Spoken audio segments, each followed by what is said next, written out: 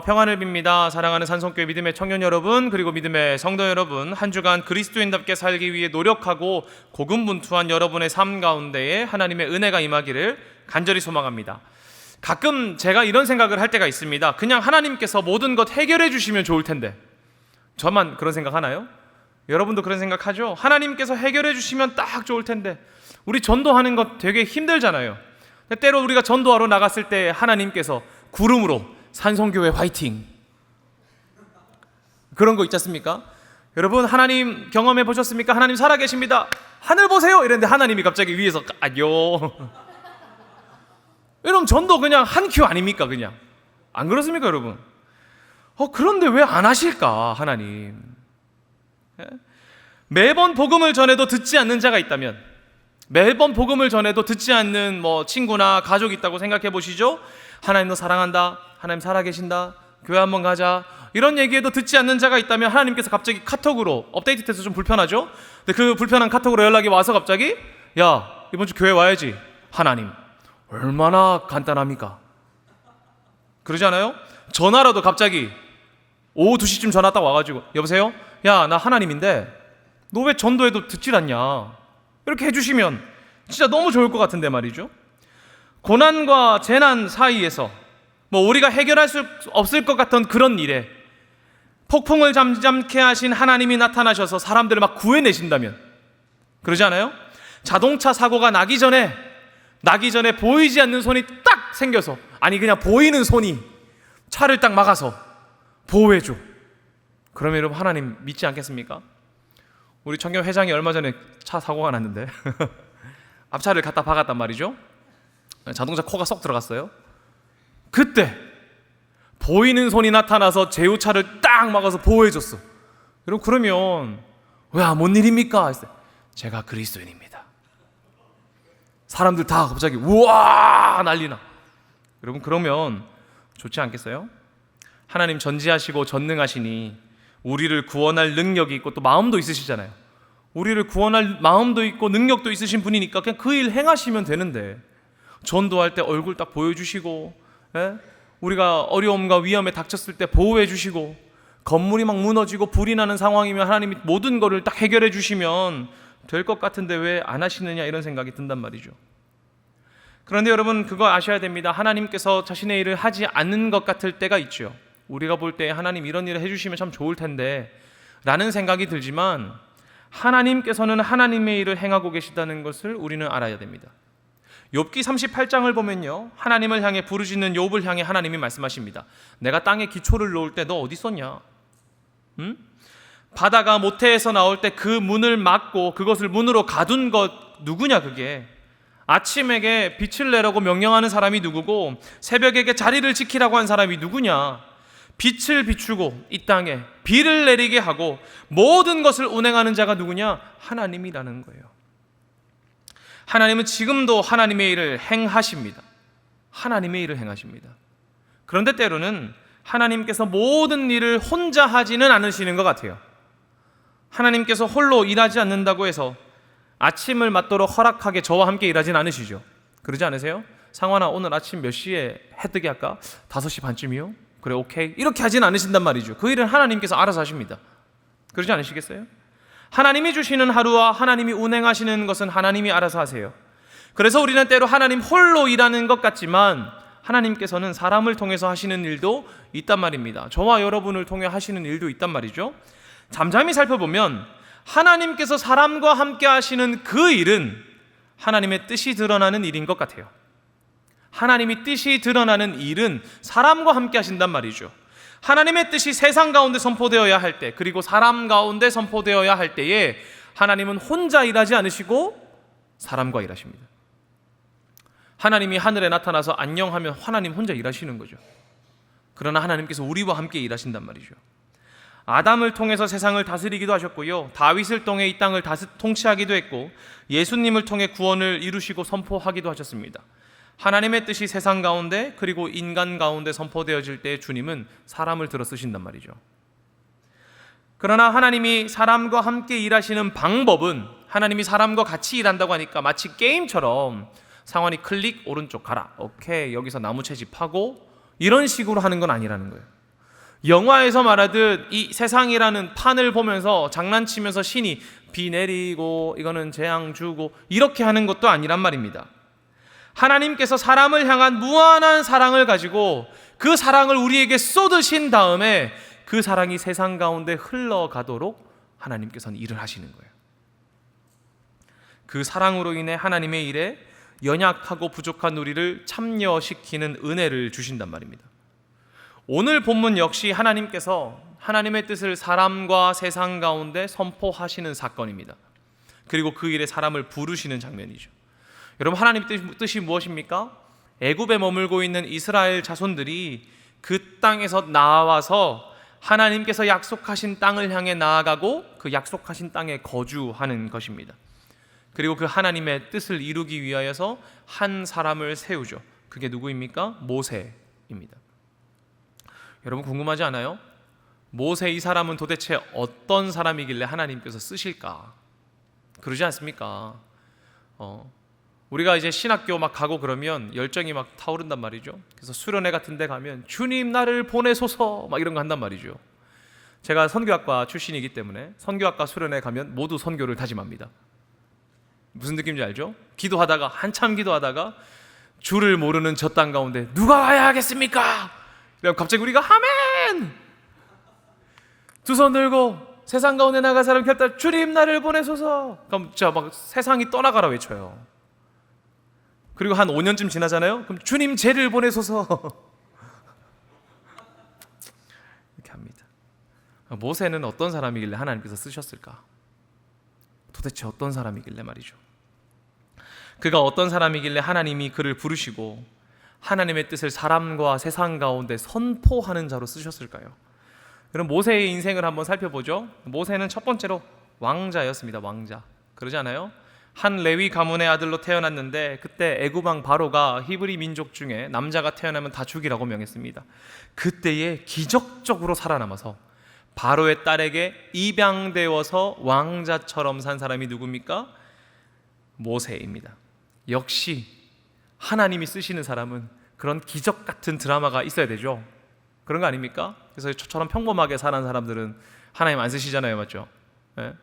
뭐 죽었어야 됐는데 살아났다거나 막 기적 같은 일이 일어났다거나 하필이면 건져졌는데 평민의 집도 아니고 이제 공주의 애로 입양이 돼가지고 왕자가 되는 그런 사람. 이런 왕자면 뭡니까? 힘있고 권세 있는 사람이잖아요. 역시 하나님 쓰시는 사람은 힘있고 권세 있는 기적적인 드라마가 있는 성공신화가 있는 그런 사람을 쓰시는 것입니까? 또 모세의 삶을 살펴보죠. 모세는 뜨거움이 있는 사람이었습니다. 그가 애굽의 왕자로 있었으나 핍박당하는 자신의 민족을 어떻게 했습니까? 긍휼히 여겼고 불쌍히 여겼어요. 핍박하는 자에 대한 분노도 있었죠. 그래서 어떻게 했습니까? 자기 형제들이 애굽 사람에게 학대당하는 것을 보고 분노가 차올랐습니다. 분노가 차올라서 그냥 화내고 끝나고 가서 뒷담화하고 소주 한 잔에 뭐 이렇게 하면서 그냥 해결했습니까? 아니요. 그 학대하는 자를 죽였습니다. 이 정도 뜨거움, 민족을 향한 뜨거움과 또 저항할 힘과 분노와 그런 사람을 기꺼이 죽이겠노라는 열정이 있는 사람, 그 사람을 하나님 쓰십니까? 제가 만약에 여러분에게 하나님이 쓰시는 사람은 모세가 왕자였던 것처럼 기적적인 드라마와 힘과 권세와 능력이 있고 또 자신 안에 있는 뜨거움이 있어서 사람을 죽일 만한 에너지가 있는 사람, 하나님 나라를 위해서는 기꺼이 저 사람을 죽일 만한 에너지가 있는 사람을 쓰십니다 라고 말하면 여러분 어떻게 반응하시겠습니까? 아멘 하실 겁니까? 아니잖아요. 일어나서 목사님 그건 아닙니다 이럴 수도 있고, 아니면 설교가 다 끝날 때까지 기다렸다가 목사님 오늘 설교 잘못하신 거 아닙니까? 오늘 잠을 못 자셨습니까 혹시? 뭐 그렇게 말하지 않겠어요? 왜요? 여러분, 왜 제가 방금까지 말했던 하나님이 쓰시는 사람의 두 조건, 이걸 들었을 때 마음이 불편하지 않으셨습니까? 이상하다 생각하지 않았나요? 왜 이상했습니까? 여러분의 믿음과 신앙관에 비추어 보았을 때 맞지 않다고 여겨지거든요. 내가 알고 있는 믿음과 신앙관에 비추어 보면 하나님께서는 능력 있고 힘 있고 돈 있고 권력 있고 그 자신의 뜻을 위하여서는 다른 사람을 죽일 만한 그 사람을 쓰시는 분이 아니라는 것을 여러분이 알기 때문에 그렇습니다. 하나님은 힘있고 능력 있는 사람만 쓰시는 분이 아니라는 것을 우리가 잘 안단 말이죠. 그러지 않나요? 우리 그거 신뢰하지 않습니까? 그런데 여러분, 하나님의 일과 교회 일이 같은 것이 아니라는 것을 잘 알지만 믿음으로 교회나 공동체를 섬기는 일에 대하면 여러분 결국 무엇을 기준으로 하시는 줄 아십니까?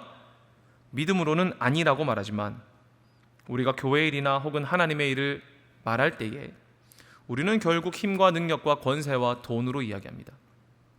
그러지 않나요? 믿음으로는 아니라고 말하지만 결국 우리는 그것을 기준 삼아 얘기한단 말이죠. 어떤 큰 일이 있습니다. 중요한 일이 있고 재정적인 게 많이 필요해요. 그럼 여러분 뭐라 그래요? 가끔씩 이런 일들은 장로님들이 돈을 척척 내야 진행된다. 우리 그런 말 가끔 안 합니까? 농담성으로 그런 말 하죠. 야, 이런 것들 장로님들이 돈 척척 내가지고 진행해야 되는 거 아이가? 장로님은 그런 거 해야지. 권사님들은 좀 해야지 그런 거. 이렇게 말이죠. 어떤 청년이 올라왔습니다. 야, 너 노래 잘하네? 노래 잘하니까 찬양팀 해라. 어떤 친구가 리더십이 좋습니다. 야, 넌 리더십이 좋잖아. 리더십 좋으니까 임원하고 회장해야지. 그렇게 하지 않나요? 모두 각기 다르지만 능력과 힘과 경제적인 것에 기대어서 말한단 말이죠. 우리는 다르게 말해볼까요? 이렇게 말하지 않는다고 생각하면 다르게 한번 말해보죠. 리더십이 조금 부족한 임원이 있다고 생각해 봅시다. 그럼 여러분 어떻게 말해요? 걔는 다 좋은데 리더십 좀 약해. 그래서 결정할 때 뭔가 쉽게 안 돼. 우유부단한 느낌이 나. 결정이 좀 늦어. 야, 쟤는 찬양팀인데 연습을 좀 안 하나 봐. 노래 맨날 삑사리가 나. 응? 여러분, 우리 그런 말 안 합니까? 교회를 위해, 주를 위해 섬기는 자들을 평가할 때 어떻게 하나요? 우리는 힘과 능력과 돈과 권세로 평가한단 말이죠. 믿음으로는 아니라고 말하면서. 우리의 신앙에 비추어 보면 하나님께서 쓰시는 사람은 돈과 능력과 권세와 힘과 그러한 것이 아니라고 말하지만 결국 우리는 그러한 것들에 비추어서 생각하고 평가합니다. 우리 마음 가운데 이 생각이 들죠. 하나님의 일과 교회 일은 다릅니다.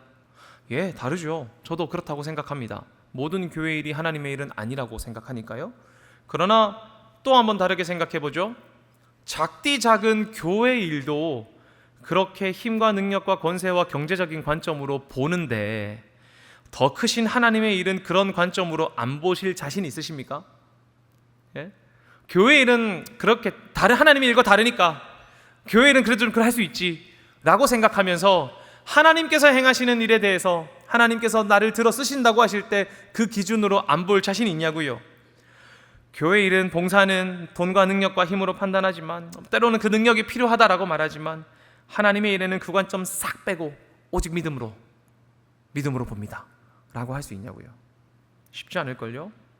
오늘 본문 보십시오. 7절에서 10절에서도 보면은 작은 일이 아니라 이 수많은 민족의 이동과 새 땅을 향해 나아가야 하는 거대한 일 가운데 모세가 섰습니다. 그러니까 작은 일이 아니에요. 공동체를 위한 가벼운 일이 아니라 이 민족이 살고 있던 땅에서 나와야 하죠. 나와야 한단 말은 때로는 전쟁을 해야 될 수도 있다는 말입니다. 도망 나가는 거니까요. 전쟁을 해야 될 수도 있고 때로는 어려운 일이 있을 수도 있고 또 그 민족의 사람들의 마음을 하나로 모아야 하고 나오면 끝인가요? 광야길을 지나서 약속의 땅까지 가야 하고 가서 정착까지 해야 되는 그 하나님의 거대한 일들 가운데 있습니다. 여러분 그때 과연 여러분 하나님의 그 일 가운데 능력과 권세와 힘과 경제적인 거 안 따지겠습니까? 그때 여러분 믿음으로 오케이 할 거예요? 쉽지 않을걸요. 7절에서 10절입니다. 같이 한번 읽어보겠습니다. 시작. 여호와께서 이르시되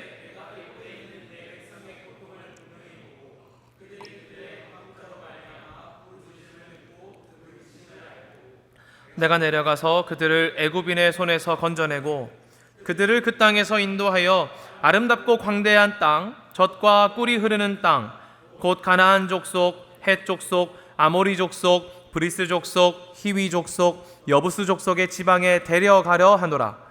이제 가라. 이스라엘 자손의 부르짖음이 내게 달하고 애굽 사람이 그들을 괴롭히는 학대도 내가 보았으니 이제 내가 너를 바로에게 보내어 너에게 내 백성 이스라엘 자손을 애굽에서 인도하여 내리라 하라. 아멘. 어떻게 말합니까? 엄청 어마어마하고 거대한 일이죠.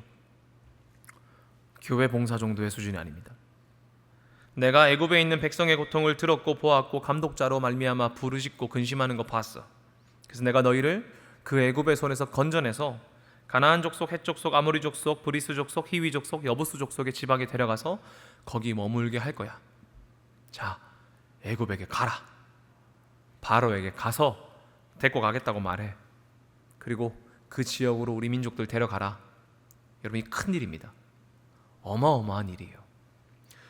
여러분, 교회 일도 능력 따지는데 하나님께서 말씀하신 고통당하는 백성의 부르짖음에 응답하고 근심을 알고 애굽의 손에서 건져내어 적과 꿀이 흐르는 땅으로 데려가는 것, 강대국인 애굽의 왕의 바로 앞에 서서 그들의 군사를 마주하고 그들 속에서 여호와 하나님의 이름으로 백성들을 모으고 떠나는 것, 거기서 여러분 능력과 힘과 권세 안 따지시겠습니까? 아니요, 우리는 따질 거예요. 그게 우리니까요. 그게 사람이니까요. 우리는 100% 따질 겁니다. 그래서 모세도 따집니다. 11절을 보면, 아니 근데 하나님이 택하시고 부르신 모세는 좀 안 따져야 되는 거 아닙니까? 그러지 않아요? 좀 좋은 드라마에서는 우리는 다 따져도 하나님이 모세를 딱 선택하면 모세는 안 따지는 거예요. 예, 주님 해야 성경책 보면서 봐라, 모세는 안 따지지 않냐 하는데 모세도 따집니다. 모세도 사람이니까요. 그는 자신을 잘 아는 사람이에요. 11절인데요. 같이 한번 읽어보겠습니다. 시작. 모세가 하나님께 아뢰되 내가 누구이기에 바로에게 가며 이스라엘 자손을 애굽에서 인도하여 내리이까? 아멘. 뭐라고 말합니까? 내가 누구냐는 거예요. 내가 누군데 그럽니까? 나는 더 이상 왕자도 아니고 젊고 패기 있고 힘 있던 그 시절의 사람도 아닙니다. 애굽에서 40년 그리고 광야에서 40년을 보낸 이제는 권세도 능력도 힘도 모든 것을 잃어버린 80세 된 사람일 뿐입니다 라고 말하는 거예요. 그래서 그도 따집니다. 그리고 그 사람도 모세도 하나님께 따지는 거예요. 4장 1절인데요. 함께 읽겠습니다. 모세가 대답하여 이르되 그러나 그들이 나를 믿지 아니하며 내 말을 듣지 아니하고 이르기를 여호와께서 내게 나타나지 아니하셨다 하리라. 아멘. 뭐랍니까? 그들이 나를 믿지 않는다는 거예요. 내가 가서 말해도 하나님이 나를 만났다는 걸 믿지 않을 겁니다. 또 4장 10절도 말합니다. 시작. 모세가 여호와께 아뢰되 오 주여 나는 본래 말을 잘하지 못하는 자니이다. 주께서 주의 종에게 명령하신 후에도 역시 그러하니 나는 입이 뻣뻣하고 혀가 둔한 자이니이다. 아멘. 어떻게 말해요? 나는 말을 잘 못한다는 거예요. 주님, 나는 말 잘 못합니다. 내가 가서 말해도 사람들이 믿지 않을 뿐더러 내가 그렇게 유려하게 말할 자신도 없습니다. 주님, 나 능력이 없습니다. 그렇게 4장 14절에서도 말합니다. 같이 읽겠습니다. 시작. 모세가 이르되 오 주여 보낼 만한 자를 보내소서. 아멘. 무슨 말입니까? 나는 능력이 안 된다는 거예요.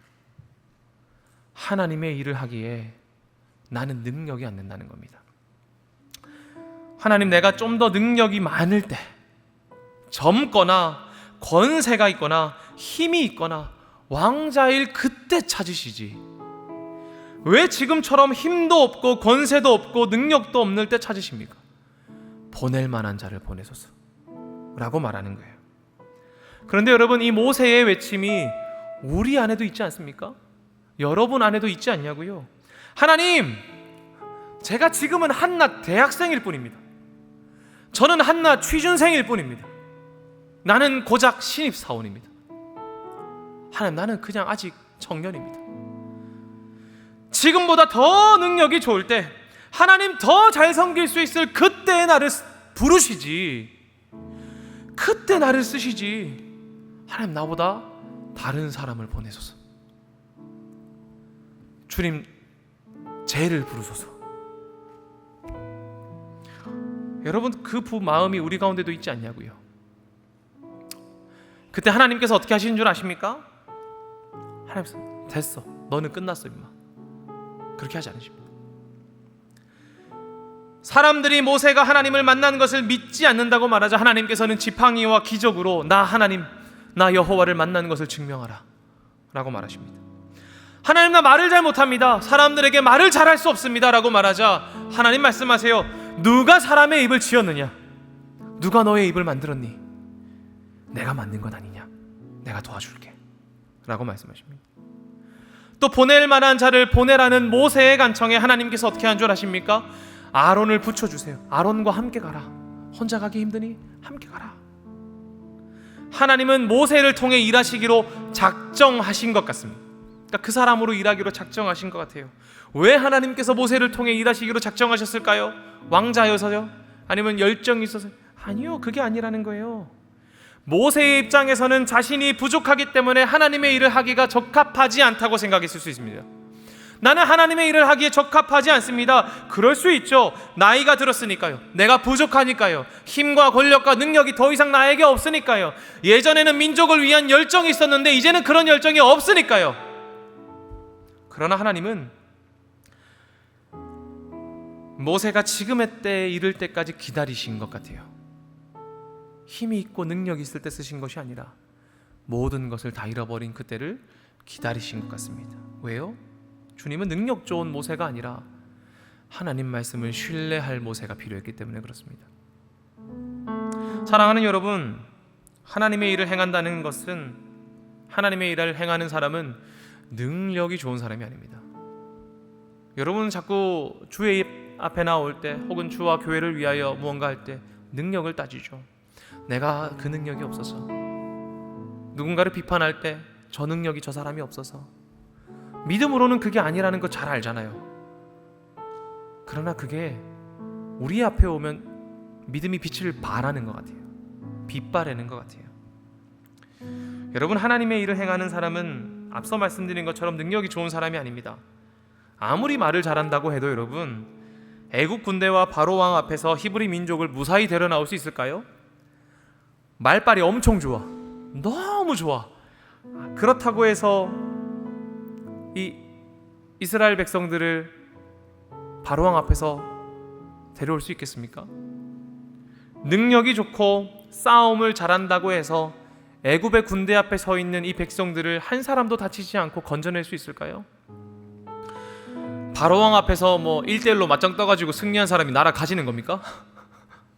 그런 것도 아니잖아요. 아무리 능력 좋아도, 힘이 있어도, 권세가 있고 말을 잘해도, 돈이 있어도 이 백성들 중 한 사람도 다치지 않고 애굽 땅을 나오는 것은 불가능했을 것입니다.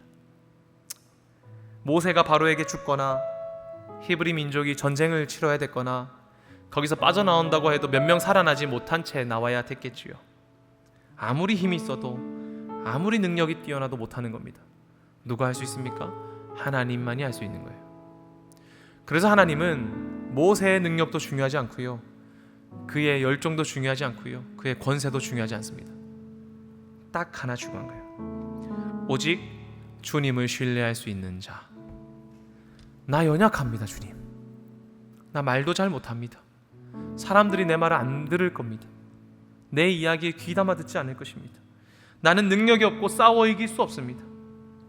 그러나 자신의 연약함을 인정하고 주님을 붙잡는 자를 하나님께서는 부르시고요, 하나님의 일에 참여하게 하십니다.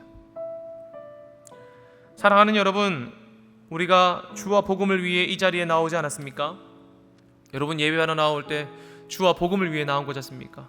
그러면 우리도 준비되어야 합니다. 무엇을 준비하고 언제까지 준비해야 됩니까? 하나님 앞에 나의 능력을 준비해야 되나요? 아니요. 하나님 앞에 나의 무력함을 경험하는 것을 기대해야 됩니다. 나의 무력함을 느끼고 나의 능력과 힘이 아니라 하나님만을 신뢰하고 의지하는 것을 준비해야 되고, 또 그때까지 우리는 기다려야 됩니다.